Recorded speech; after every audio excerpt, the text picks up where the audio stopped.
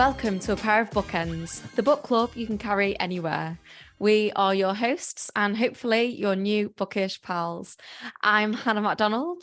And I'm Lydia Clare. Welcome to another instalment in our debut Spotlight series where we shine a light on the freshest authors and their work. Today we spotlight the fascinating debut non-fiction book, All That We Are, a collection of stories sharing insights from over 20 years of taking psychoanalysis out of the therapy room and into the workplace. All That We Are uncovers the hidden truths behind how and why we work the way we do and how we can improve our well-being and performance and build more humane and happier working lives. Gabriella Braun is an author and the director of Working Well, a consultancy firm specialising in helping leaders and teams use in-depth understanding of their dynamics and behaviours to bring about meaningful and sustainable change in their working lives. Gabriella has worked with hundreds of clients, including the British Library, RADA, Tate, Tavistock and Portman NHS Trust, amongst many others. She has had psychoanalysis and holds a master's degree in consulting to organisations using a psychoanalytic and systemic approach from the Tavistock Clinic. She was also a principal consultant in the Tavistock Consultancy Service. Her first book, All That We Are, Uncovering the Hidden Truths Behind Our Behaviour at Work, is out now in paperback and published by Piacus. Gabriella, welcome to A Pair of Bookends after a shaky start. Honestly, we've had technical difficulties that make your hair curl. I'm very glad to be here, and I'm glad the technical difficulties weren't mine this time round. And it's always me, you can guarantee it. You can guarantee it. I've got no luck with technology. Thank you for having me. Well, now that we've got you, we're very happy. So we always like to start off with our favourite question, which is, what are you currently reading or have read recently? Okay, well, I have just finished a book that I think is wonderful and heartbreaking and gut-wrenching.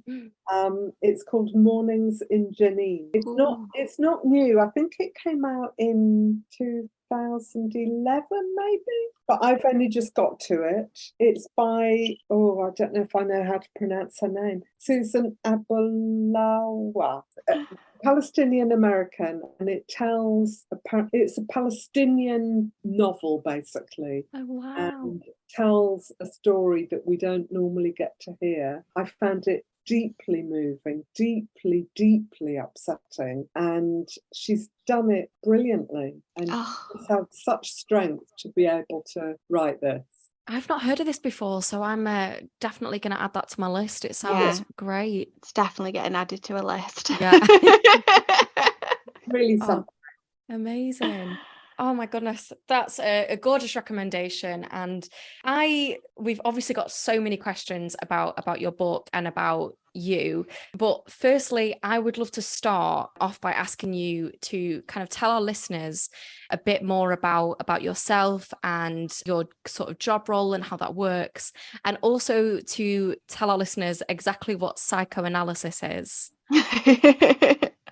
Okay, well, my role is I work with leaders and teams across different organisations, as you already said, and I really try and help them work as well as they can by understanding what is going on in them and between them and within the team and within the organisation. And a lot of that is unconscious. So I help them to bring some of that, make some of that unconscious more conscious. It's not that I know it and they don't. It's that together we work it out. We elicit it together by having difficult conversations, by me asking particular questions, by me observing what I'm feeling that might communicate something with what they're feeling. And that's how we get there. So in a way, maybe that leads to telling you what psychoanalysis is.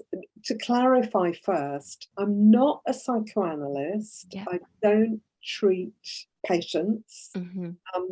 So I'm not clinically trained, but I'm trained to apply the thinking of psychoanalysis and some of the techniques to working with leaders in coaching and also with teams and people in the workplace. Amazing. That hasn't told you what it is, has it? Very sorry. No. So the thing that for me is very, very helpful about psychoanalysis and quite particular to psychoanalysis is the acknowledgement of the unconscious. So that I think, I mean, there are people who don't believe it exists. I have absolutely no doubt it exists. Of course, you can't scientifically prove it, but I think we have evidence of it all the time, like in our dreams. They come from the unconscious, like in those weird slips of the tongue we suddenly make and we think, oh, why did I say that? Where did that come from? It's usually from the unconscious. Those kinds of things tell us about the unconscious. The things we remember, the things we forget, they're all parts from the unconscious. Yeah. So I think it helps us get at things that we don't normally go to. And the unconscious is part of us all the time. And it affects everything that we do. And it affects us in the work just as much as out of work. The other thing about psychoanalysis is it thinks about things, some of the things that we take for granted now when we think about our private lives or families, like we talk about sibling rivalry, don't we? We take that as a given. And psychoanalysis has taken that as a given or has thought about that. And of course, it comes into the workplace as well. Why wouldn't it? But we don't think of it in the workplace. But actually, our peers at work are our siblings. And some of the way we relate to them unconsciously is a leftover from our relationship with our siblings. And some of the way we relate to the boss at work is an unconscious leftover from what we felt about the way our, usually for most of us, our parents use their authority because they were our first authority figures. So all of that I find is really helpful, and that's part of the psychoanalytic thinking. Thank you for that amazing explanation.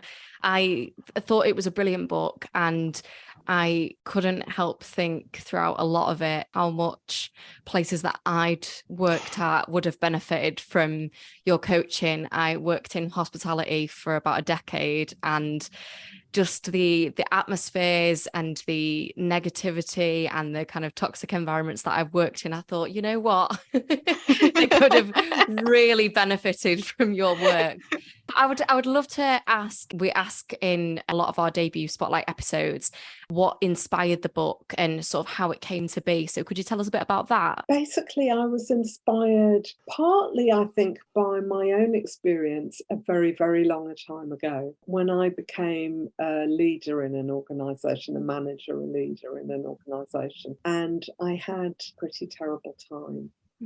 As I went up the ladder, I had a terrible time, and I couldn't understand half of what was going on, and I couldn't understand why I'd loved being a team member, the kind of camaraderie that produced, and then I didn't understand what changed and what became so difficult. So I think in a way that set the seeds in me of wanting to dig into why was it like that, and why did I at times find work so bloody awful, really awful and really damaging and really stressful, and lots of people do, sadly. So I think that was part of it in my background. But then as a consultant, I increasingly found that people were so often so unhappy at work. There was, as you've just said, Hannah, toxicity, terrible dynamics, terrible stress and strain. And I kept thinking, you know, psychoanalysis really has a lot to offer. And yet, how many people have heard of it in the workplace? And that's partly the fault of people like me who were so bad at taking it into the general world. You know, we're sort of expecting the world to come to us rather than being good at taking it out there. And that gave me the idea of doing a seminar series that I called the What's It Got to Do With It series. And it was what has leadership got to do with psychoanalysis. And I did all these different seminars like leadership and love, leadership and aggression, leadership and Oedipus, would you believe? And people could come for one or the whole series, and they came for 2.5 hours after work. They didn't know me, they didn't know about psychoanalysis, and they loved it. And I quickly thought, like, this is a book, this could be a book. So that where it came from. And that was the inspiration to kind of, I was therefore very determined to go to a mainstream publisher, because I really didn't want to talk to people like me. People like you, people who are just interested in, why is it like that, and what happens, and why did I experience that, and why did I feel like that, or do I feel like that? So that was how it came about, and that was my drive to write a book for the general public and get a mainstream publisher. And you have definitely succeeded, because it is such a fascinating read. And it really is. And you do not have to know, and I can't stress this enough, you do not have to know about psychoanalysis, and you don't really have to know anything you just have to really have a bit of experience having worked somewhere. That's about it. That's probably as relatable as you need to be to this book, because it is so good. For our Bookends listening who might not have picked it up yet, it is a collection of these short stories that are kind of focus on different issues and perspectives, difficulties that people have in the workplace. What was the process like for you, gathering and collecting and curating which stories are going to go in, like what ones do you want to include and why? Oh, good question. It was a hard process. I think I started by just thinking I'd put in things that seemed quite dramatic, that would catch the reader's attention. And then when I got to the structure, which starts, it's in three, for your listeners, it's in thirds. So the first part is the fundamentals of being human. The second part is how we lose ourselves, which is about our destructiveness and how that plays out in the workplace. And the third part is how we find ourselves. So that's about our constructiveness, our huge potential, and how that plays out. And once I hit on that, I realised I needed to have stories that would illustrate that, illustrate all of that. And since it was called All That We Are, which I came to quite late, I realised I really needed to include the basics, the fundamentals of all that we are. So that started to govern how I chose stories. But I also, a lot of the stories are kind of composites. So I had to be really careful about making sure clients were, confidentiality was protected. So I might mix a bit of that place with a bit of this place, and a bit of that person with a bit of this person. So it's very truthful, but it's not entirely accurate, if that makes sense. It's not entirely factual. Yeah. Because that person may not have said that. It might have been another person who said that, but it is truthful to the essence of what was being conveyed and what I was discovering. Absolutely. And did you have any kind of stories that you thought, I can't put that in? Lots. I mean, when I was worried, there were a few chapters that I sent to the person concerned and asked them to read it and to check that they were okay with it. I mean, legally, you don't need to worry about confidentiality. All that matters is that other people can't recognise an organisation. If they can recognise themselves, that's okay. But I felt very nervous about it. So I asked people, because I thought there are a few where they will know, even though other people wouldn't know. And I checked with them, or I spent more time on the disguise. One of the things I got to really late in the process was the amount I put in about myself, and that at times made me really kind of cringe with exposure, anxiety about exposure. And at one point I actually thought I may not be able to work again or do the work I have been doing, because I've told far more about myself in the book than I ever tell clients. But I decided the book warranted it, and I'd see what would happen with clients. And actually, it's okay. It is okay. I'm not a therapist, so I think it's okay to tell more about yourself, and people have responded really well to it. Absolutely. Why did you think that you'd get a negative response from sharing things about yourself? I worried that. So to go back to your question about psychoanalysis, what the analyst does is you don't know much about them at all.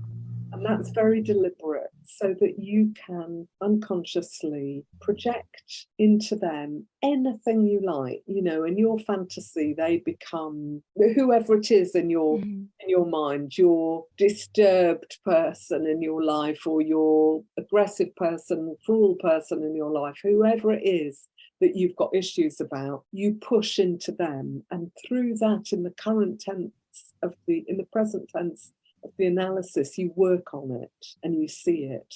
Now, if you know much about your analyst, you won't be able to do it. Actually, right. This person isn't remotely cruel. I can't, I can't push that at them. It doesn't work. So it wasn't that I thought clients would mind. It was that I thought the work won't work. Yeah. They know too much and they wouldn't be able to use me in the way that is helpful. That's so interesting. Yeah, I can totally see how that might impact the way that you work. But for me personally, I was selfishly really, really glad that you shared what you did. And I know Lydia has a question on that in a bit, so I won't I won't jump in now. But one thing that I really wanted to ask about, which you explored in the book, was a topic that me and Lydia really like, and it's the topic of stress and burnout. And I think that's I don't think you could have written a book about the workplace without exploring those things. And there was a little quote that I wanted to share with our listeners from the introduction in the book. And if you'd allow me to, are you okay with me reading your own book back to you? She's gonna be like, cringe. I know. We've spent years dehumanizing the workplace in an attempt to exponentially increase productivity and profit. We've tried to rationalize and control our ways of working as if we were robots. In the process, we've created burnout cultures in which human beings fare badly. Our lives and our mental health and well-being have suffered. So, ironically, has our work. And you also say that you see the effect of stress and burnout on a daily basis.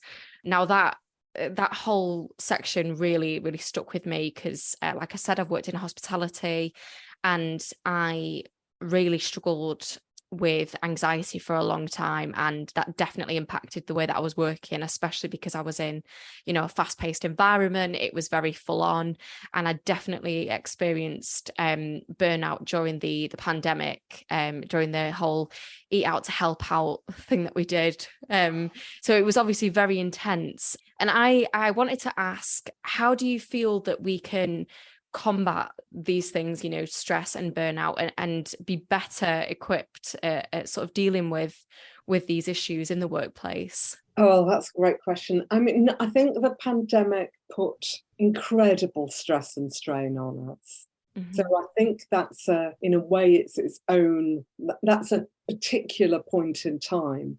Yeah. I think the way, very sadly, our government handled it and their incompetence, but also, and maybe even more so, the lack of care they demonstrated. So I think very soon we all thought they couldn't give a toss, actually.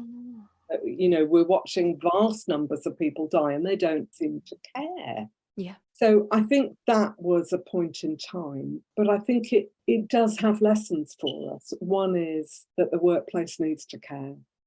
And our employers need to care, and that makes a huge difference to us, as we saw in that. When we feel that people genuinely care about our well-being, our state of mind, our health, that in its own right really helps us. So I think that's one thing that makes a difference. I think being able to talk about things really makes a difference. And to stick with the pandemic, I mean, it's quite amazing how quickly we've dropped it from the agenda, haven't we? You never hear about it really now. It's as if long COVID isn't a thing. It's as if the ongoing effects of trauma isn't a thing. They're there. Yeah. They're there, but we've dropped them, and that's kind of been there, done that, sweep it under the carpet, move on. That doesn't help. That doesn't help. because in some ways those things come back to bite us on the bum if we can't actually engage with them and digest them a bit. So digestion is another thing that really helps, that people in organisations are helped to digest what they're going through. So Eat Out to Help Out would have been hugely stressful, I imagine. And I don't know whether there were ever any opportunities for people just to have a space to think about, what the hell are we going through? How is it impacting on me, on us, on my family, on, you know, on my life? Being able to talk about that and not feel so left alone with it, that can reduce anxiety and help. Just that, but also even if people feel, oh God, it's not just me, you know, it's perfectly normal to feel this kind of anxiety at the moment. That helps. I think another thing that helps is very important in the workplace, and we're very poor at it, is thinking about containment. That's a concept from psychoanalysis. Psychoanalysis puts a lot of store on the need to contain anxiety. So it's not about, you know, putting it in a box and closing the door, closing the lid, but it is about keeping it at a manageable level and starting with thinking really how parents contain their baby's anxiety and they learn to decipher what the baby means. So I think it must be very hard being a baby because you don't understand what's going on. And, you know, when your mum leaves the room, how do you know she's going to come back? You don't know. So, you know, gradually you learn, but for a long time it must be very frightening thinking you've been abandoned. Or when you're hungry and you're not immediately fed, how do you know you're going to get fed? You don't think these things. They're more feelings and bodily sensations than anything else. But the parent deciphers the meaning of the cries.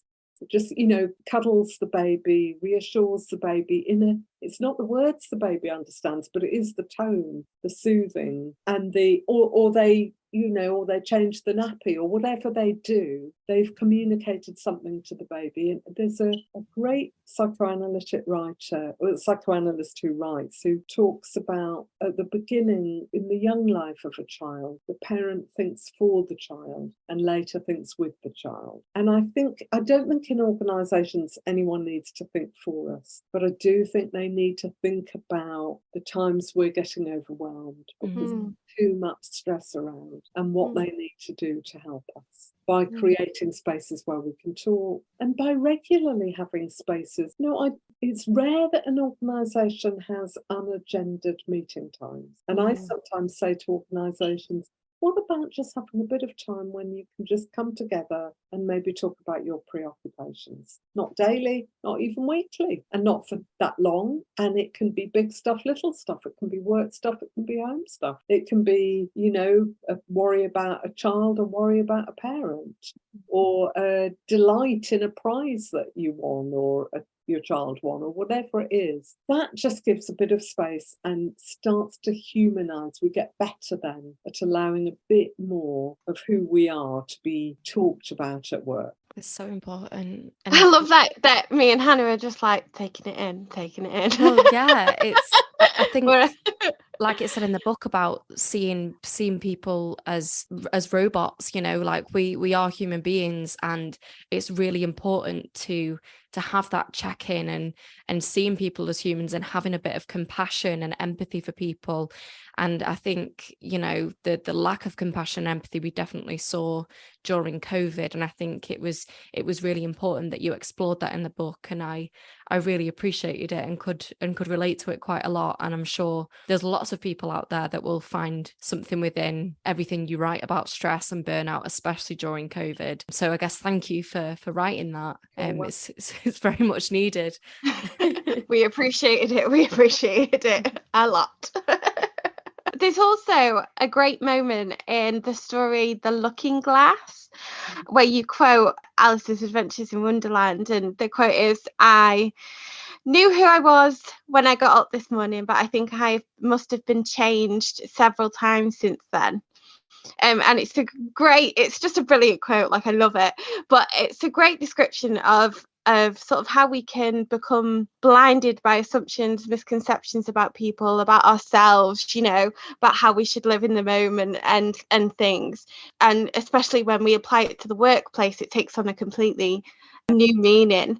What advice would you give to people to try and not fall into that trap of, you know, I think we've all been there where we've assumed something or assumed something of someone else? Yeah. Oh God. I mean, it's easy to say and hard to do, but I think the default is to keep checking in with ourselves. So just stop ourselves and think, hang on, I'm saying that to myself as if it's a fact. Mm-hmm. But is it a fact, or is that an assumption I've now made? Mm-hmm. So I think getting into the habit of asking ourselves that question, you know, have I just assumed, how do I know that that person thinks that or feels that or behaves like that? How do I actually know that? Mm-hmm. So keep asking ourselves on the basis that we do, as you say, we all fall into the trap of making assumptions and assuming things are fact when they're not. I mean, it's a absolutely fascinating subject, and I really enjoyed the way that you explored so many different ways that we can assume or misconstrued people. I mean, in quite a number of the stories, you want to scream at the book because you're like, no, because she's clearly not doing what you think she's doing, or, you know, the world doesn't hate you. It's just you've had some really bad luck.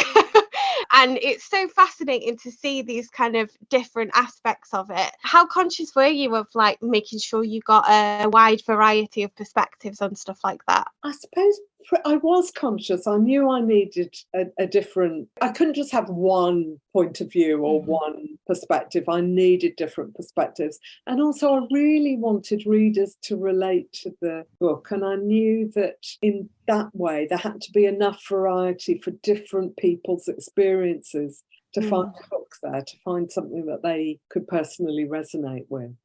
I was really curious, and this isn't a question that I've had written down, but it's one that played on my mind throughout reading the book. And Lydia, stop shaking your head at me. I was shaking my head. Honestly, she goes off script every time. I'm so curious, I have to ask. I'm being supportive in the workplace. It's absolutely fine. You have creative freedom. Thank you.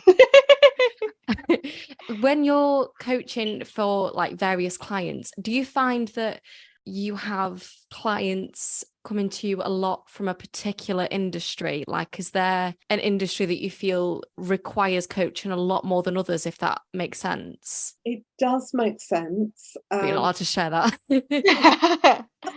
And to a certain extent, there are some that require it because of the nature of the work. Actually, I can imagine hospitality as one, but they don't come my way. Yeah.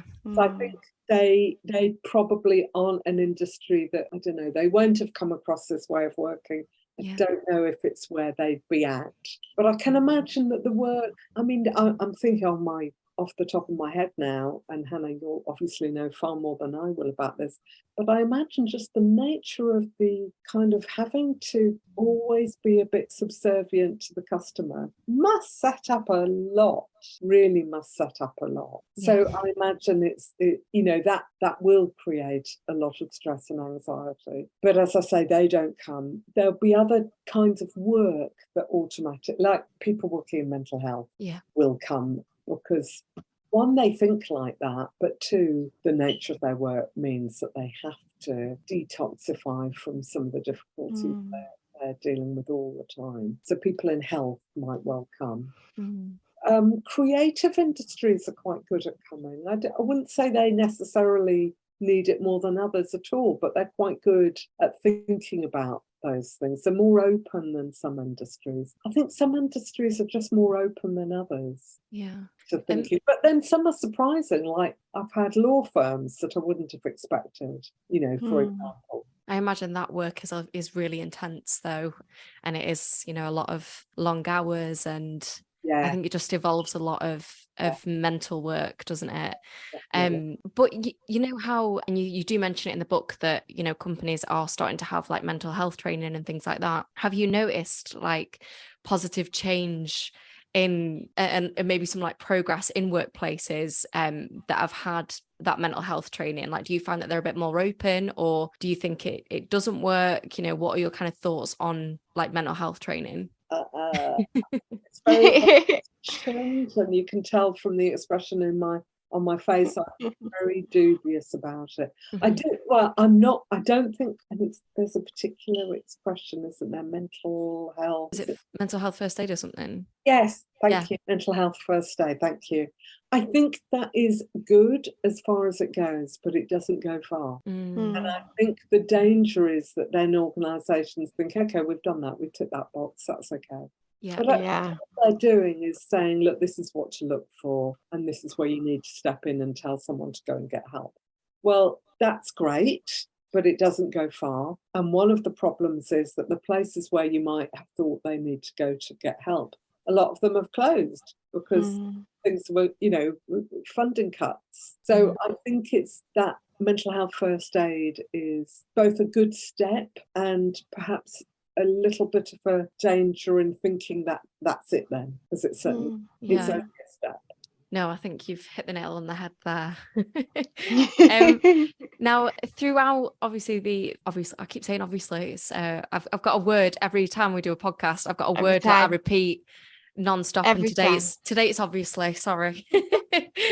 So throughout the various stories in the book, I sort of noticed a common thread with a few of the workplaces, and that was that when you were working with some companies and some people, when you were coaching them through a particularly uncomfortable period of like growth and change, and they were learning things about themselves, there were some people that would no longer require these sessions, or they would sort of run away from dealing with those things.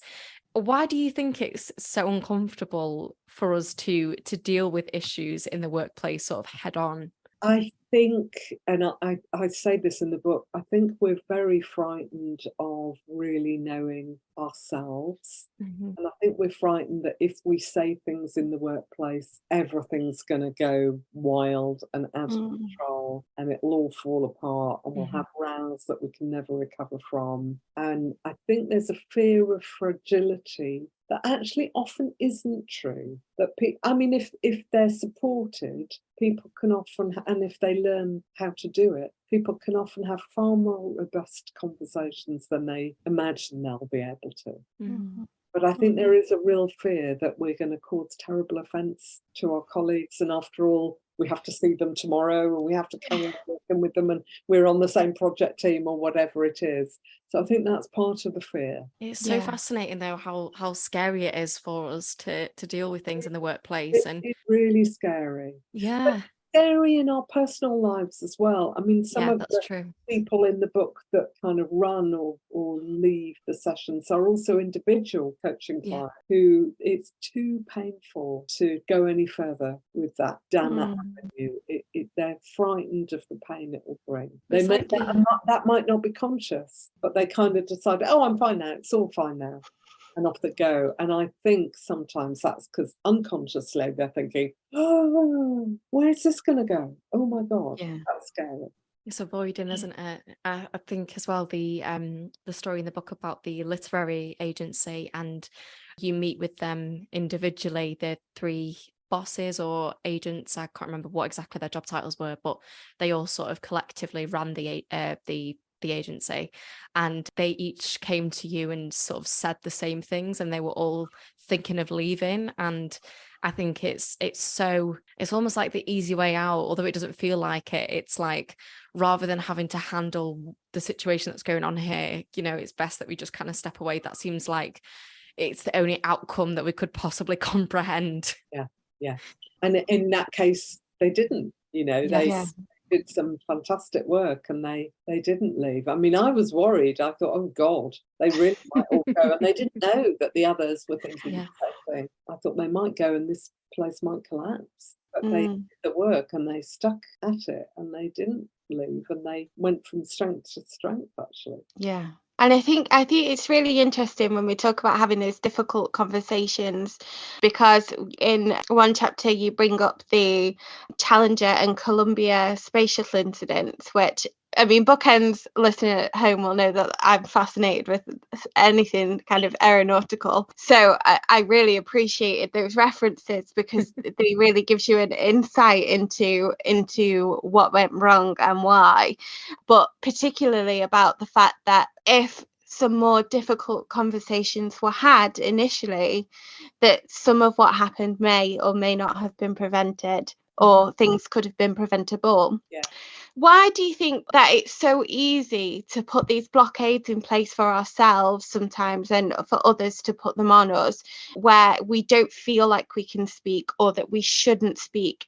Because I always feel like that's the easy thing, is to be stopped, as opposed to push through those kind of barriers and go, no, actually, this is dangerous. Or, you know, because in some cases, such as the Challenger and the Columbia incidents, there were things that were, you know, life-threatening that people did not bring up because they were fearful.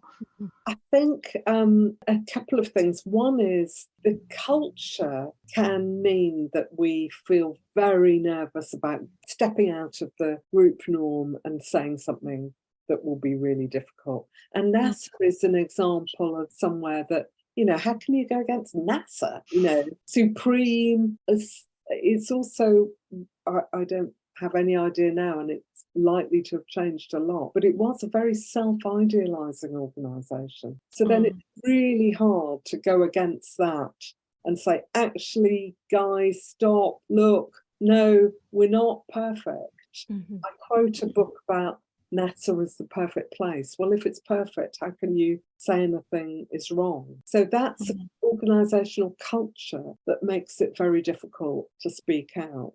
And we absorb the culture, we know it. You know, like the Emperor's New Clothes, where it's the child that says, "Oh, he's got no clothes." Nobody else says anything.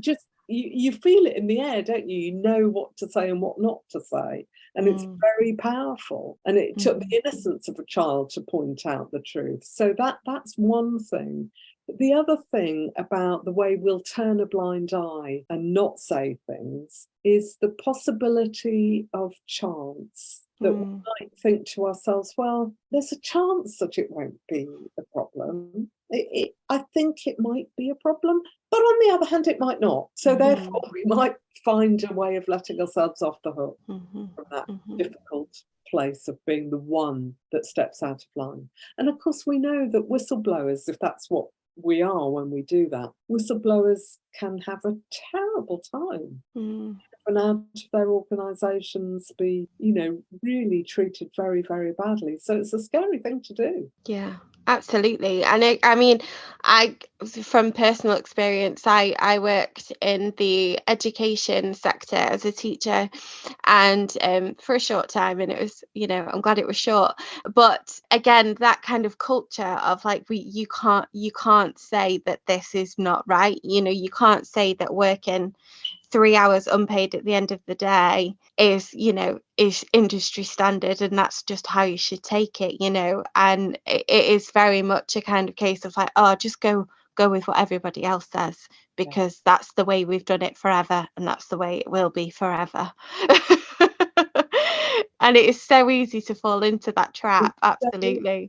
And of course it means that things don't change. I think it's a very similar thing with hospitality as well, that, you know, you're sometimes just expected to stay on, and if, you know, your manager says, can you stay on for a few more hours, and you go, oh no, I've got plans, they're really funny with you for having a life outside of work.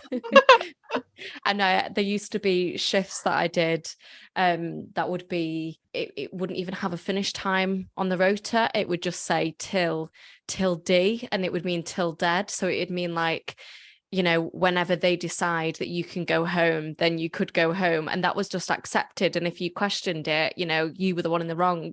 So it's, like I said, I think you could really work your magic on a lot of these things. But I don't know that they'd let me near them. I mean, yeah. That's true. Now, I would really love to ask, as my final question on the book, about your chapter on kindness, which almost links to the stress and burnout chapter we were talking about before. And I loved in that chapter that you talked about your friend Lottie during a particularly difficult period in her life. And you also explore, I think you describe unkindness was used as a currency in one of your jobs. And I would love to know why it was important to you to include Lottie's story, and what do you want readers to take away from her story? I think, well, it was important to me because I think kindness is underrated. Mm-hmm. And it can make such a difference to every aspect of our lives. Being kind, being in a kind environment. And sometimes it doesn't take that much to be kind. And I thought Lottie's experience from her medical team really demonstrated, because as I heard about it, I suddenly thought, oh God, this is a workplace. Of course, this is a workplace. And they are really kind. Mm-hmm. And you could see how helpful it was for Lottie, but also she experienced it as really helping the team themselves. Mm-hmm. It was modelled by the consultant and it went to every member of the team. So the members of the team treated her and presumably their other patients very well and very kindly and with a lot of care and thought, even though we know that, this was the NHS and they're under enormous pressure themselves. But also you got the feeling that they treated each other well as well, and that they liked work. And one of them did say to her, the consultant's great to work for, that they felt lucky as well to work, because Lottie said how lucky she felt to be under his care. So I think the story just spoke so much about the simplicity at a very deep level of kindness and what a great difference it can make. And I suppose that's what I want readers to take away. Because also it's something we can all do. I think some of the time people think, well, what can I do? I'm low down in the pecking order. It's the boss who can make the difference, or the chief exec who can make the difference. Well, that's true about lots of things, but it's not totally true about kindness. We can all be kind to each other, even about small things. Mm-hmm. Absolutely. And it makes a difference. It really does. And as well as making a distinction between being kind and being a pushover, or being, there is a distinction. You can be kind, but you're not sacrificing anything by being a kind person. It's not about being a pushover at all. And sometimes being kind includes, saying no, giving bad news, all of those things. But it's better to do that than not to do that. Yeah, absolutely. There you go, Hannah. So you have to be kind to me now forever. Finally. Kind. All right. No, she is. Finally, I just wanted, first of all, on behalf of me and Hannah, just to thank you for this book, because it has been such a wonderful, enlightening experience. It really has, because not only is the book comprehensive and informative, but it also contains a lot about you personally and a lot about things that will chime with us as readers. I know that you wrote, and we've touched on it before at the beginning, but you wrote a lot about yourself personally. And that for me really brought the book to life, because it was so good to hear from you, and it really helped to bring in perspective your experiences alongside everybody else's. Can you tell us just a little bit more about why you wanted to include more of you in the book? I suddenly, the turning point for me was the chapter on belonging. And when I started that, I suddenly had this idea, maybe this should be first person. Maybe I should write this about me. And I wrote to my editor and said, what do you think? And she said, give it a go, try it. Could be good. And I tried it and actually loved writing it. And that's the chapter that first brings me fully into the picture, doesn't it, really? Mhm. I always knew that I'd have bits on my thinking around the work and what I was experiencing, including difficult feelings, like when I'm thinking, God, just let me get out of here.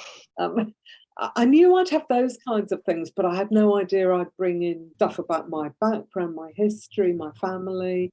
And when I wrote that, I suddenly thought, well, actually, this makes sense because the book is called All That We Are. So why wouldn't I include something of who I am? Mhm. Otherwise, there's something missing. There's a gap. It's as if I'm saying to the reader, all that you are, but it doesn't count me, of course. I'm fully sorted. I don't have any stuff, So it then felt very important as part of the book to include that and to kind of, I suppose, what I felt I was doing, and I liked that. I felt I was then putting myself alongside the reader rather than some distant author voice. I was with the reader. Absolutely. And it works so well. And especially when there are some thoughts you have when you're consulting and talking to people that actually made me laugh out loud, like just things like, oh God, come on. I was just like, yes, she's saying what I'm thinking. Oh, that's really good to hear. I think as well, when you were saying before that you were almost worried when you started writing more about yourself, you were worrying that of receiving a negative response or impacting your work in any way.